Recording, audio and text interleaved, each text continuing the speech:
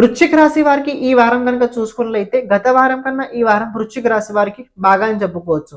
చూడండి, ఒక మాట చెప్తా. లాస్ట్ వీక్ ఏదైతే ఎలా అయితే గడిచిపోయిందో దానికన్నా బాగా ఈ వారం ఉంటుంది.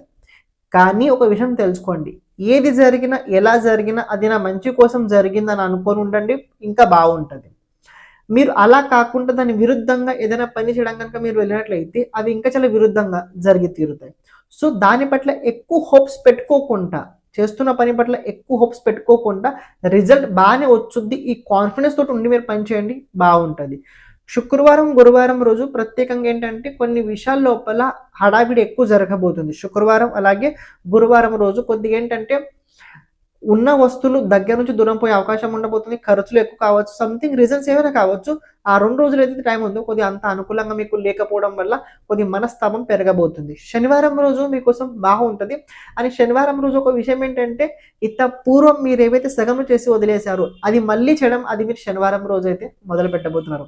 ఓవరాల్ చెప్పాలంటే ఈ వారం మీకోసం బాగుందా బాగాలేదా అంటే నిజంగానే బాగుంది. కానీ బుద్ధితో కనుక మీరు సరిగ్గా పనిచేసినట్లయితే చాలా ఎక్కువ మీకోసం హెల్ప్ అయితే జరిగి తీరుద్ది. అని ఆర్థిక వ్యవహారాల లోపల చేసేటప్పుడు జాగ్రత్తగా. ఈ వారం గణపతి ఆరాధన మీరు ఎక్కువ చేస్తుండండి, మంచి జరుగుద్ది. శ్రీమాత్రే నమః.